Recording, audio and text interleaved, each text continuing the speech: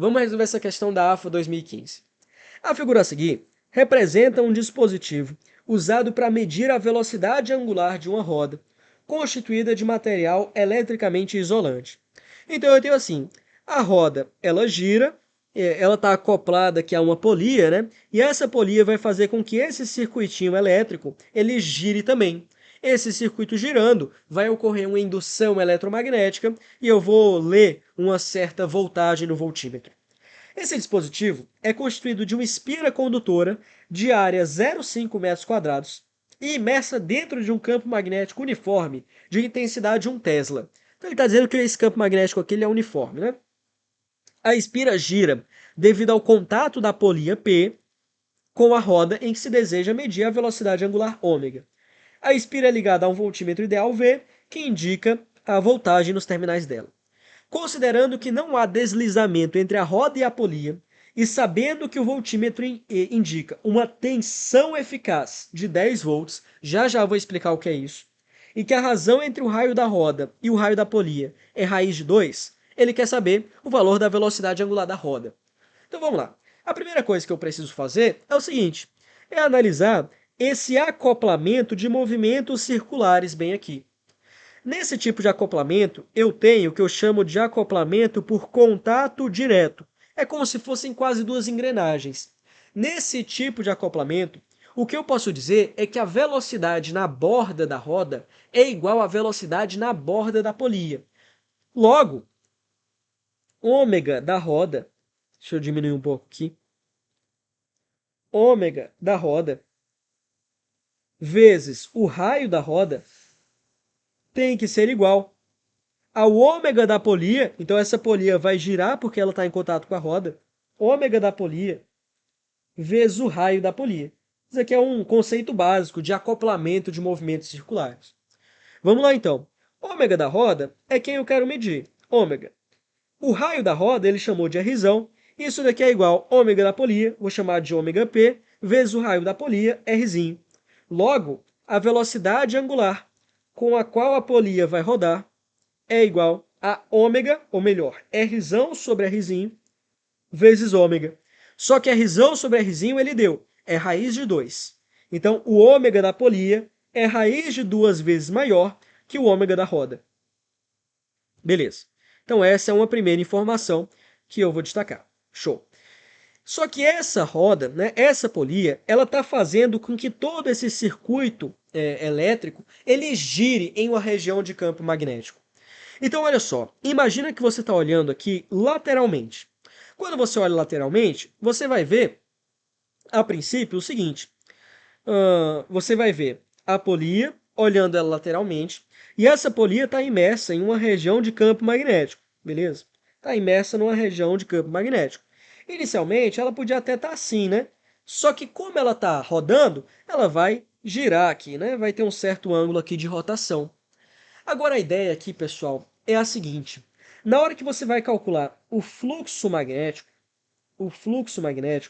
você vai pegar esse fluxo como sendo o produto do campo, pegar assim, o campo, vezes a área da polia, vezes o cosseno do ângulo θ. Nescau, quem que é esse cosseno de θ? Vou te explicar agora. Você não tem o vetor campo magnético? Vou desenhar ele aqui no meio, só para a gente enxergar melhor. Esse cosseno de θ, ele é o ângulo entre o vetor campo magnético e o que eu chamo de vetor área. O vetor área é um vetor que é perpendicular à área da espira que se quer analisar. E o ângulo θ que aparece é justamente esse ângulozinho bem aqui. Justamente esse ângulo. Esse ângulo que eu vou chamar de θ. Esse ângulo que aparece aqui, ele também é o mesmo que aparece onde? Que aparece aqui. Mas como que eu posso calcular ele? Ah, essa espira não está rotacionando, né? Então esse θ eu posso escrever como sendo ômega p vezes o período. Desculpa, ômega p vezes o tempo. É claro, é ômega vezes t. Ômega não é igual ao ângulo dividido pelo tempo? Então o ângulo é igual a ômega vezes o tempo. Beleza. Ômega vezes t. Seria esse ângulo θ aqui. Eu vou cortar aqui discussões sobre quadrante e tal, porque não é necessário agora. De tal maneira que o fluxo magnético que passa por essa polia vai ser assim, BA vezes o cosseno de ômega P vezes T. Show, beleza. Mas agora eu quero saber qual que é a voltagem lida pelo voltímetro, a DDP, a força eletromotriz induzida. Você sabe então que essa força eletromotriz induzida, eu vou descartar aqui coisas de sinal, né? Estou interessado só no módulo, é o módulo da variação temporal do fluxo magnético.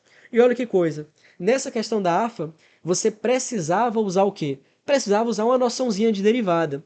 Eu preciso pegar essa expressão do fluxo magnético e derivar ela com respeito ao tempo. Você pode fazer uma analogia ali com o MHS? Pode, mas o procedimento padrão é você fazer uma derivada. Então você vai ter o seguinte, B vezes A, que multiplica. Quem é a derivada do cosseno de alguma coisa? É menos o seno, né? Vou pegar só o módulo, seno, só que eu tenho que usar uma coisa chamada regra da cadeia. Então, esse ômega que está aqui dentro, ele sai para fora. Esse ômega que está para dentro, ele sai para fora, ômega P. Então, dessa expressão aqui, derivando com respeito ao tempo, eu acho a força eletromotriz induzida pela lei de Faraday. Esse ômega P, eu escrevo ele como sendo o quê? Raiz de 2 vezes o ômega que eu quero descobrir mesmo, né? Então, esse ômega P, ele é igual a raiz de 2 ômega. Isso vezes o seno, né? Vezes o seno de ômega P vezes T. Então você vê que esse tipo de trabalho, ele é o quê? Ele é uma corrente alternada, não é uma corrente contínua. Vamos substituir os valores aqui. Ele diz que o campo magnético vale 1, a área vale meio, o raiz de 2 aqui é raiz de 2, e o ômega é quem eu quero descobrir. Isso vezes o seno, que eu não posso deixar de lado. Isso vezes o seno de ômega P vezes T. Então, como que é a função que descreve essa força eletromotriz induzida com o passar do tempo? É uma função seno, concorda comigo? Então é uma função seno, mais ou menos assim, né? Pronto. E ela tem o valor máximo. Escreve aqui. O valor máximo é raiz de 2 sobre 2 ômega. Isso daqui seria a tensão máxima que aquele voltímetro mede, o V de pico. Só que agora, cara, como que eu posso dizer? A AFA, ela foi bem sacana nessa questão. Porque além de você precisar usar essa derivadinha aqui, mas tudo bem, de boa, você ainda precisava saber o que é tensão eficaz. E eu vou explicar para você agora o que é que ela é. Vamos lá. A tensão eficaz, vou primeiro dizer como que calcula ela. A tensão eficaz, ela é igual a tensão de pico dividido por raiz de 2. E essa tensão eficaz é o valor medido pelo voltímetro, né? Vamos lá, a tensão de pico é raiz de 2 sobre 2 ômega. Então, quando você faz isso dividido por raiz de 2, é só ômega sobre 2. Beleza. A tensão eficaz que foi medida foi de 10 volts, isso daqui é igual a ômega sobre 2, portanto, ômega é igual a 20.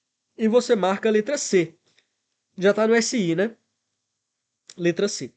Beleza, mas você precisava saber o que é essa tensão eficaz. Se você não soubesse, aí já era, não dava para resolver mesmo. Mas por que eu defino a tensão eficaz desse jeito? Eu defino desse jeito por causa do seguinte, presta bastante atenção aqui. Imagina que eu vou calcular a potência que essa rede elétrica fornece para a gente. A potência, você sabe, que ela é calculada como sendo U quadrado dividido pela resistência. Essa tensão aqui, eu posso escrever como sendo U de pico ao quadrado vezes o seno de ômega t. Show?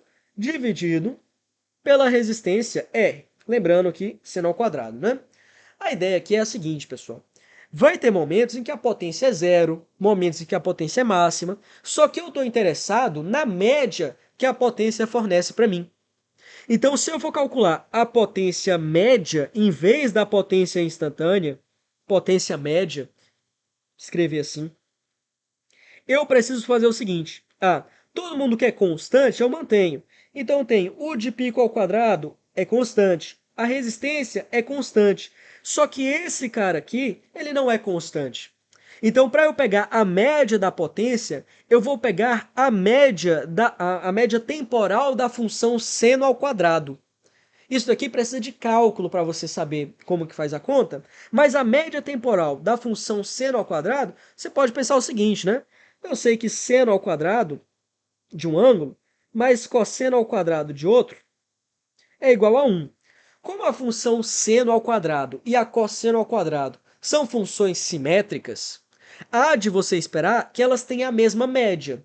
Se elas têm a mesma média, essa é a notação que eu uso para média, então a média de uma mais a média da outra tem que ser igual a 1. Só tem um número, que somado com ele mesmo dá 1, que é 1 meio. É uma maneira, né? Existe uma maneira mais formal de você fazer isso, mas isso daqui já é suficiente para a gente. Então a média do seno ao quadrado é 1 meio. De tal maneira que eu posso escrever isso como sendo u de pico no tal quadrado. Esse 2, eu vou escrever ele como sendo raiz de 2 ao quadrado. Me autoriza a fazer isso? Aí eu vou ter o seguinte, a potência média é igual a u de pico dividido por raiz de 2 ao quadrado, juntei esses dois caras, dividido pela resistência. E moral da história, é como se você tivesse, a sua corrente ela é alternada, mas ela tem a mesma potência média que se fosse uma DDP contínua, cujo valor é igual à tensão de pico sobre raiz de 2. Nesse caso, eu chamo essa tensão de tensão eficaz, ou então de URMS, é o valor quadrático médio. Por isso que é U de pico sobre raiz de 2. Então, uma discussão legal, né? Então, beleza, essa foi a questão. Finalizamos, então, AFA 2015. Valeu, pessoal!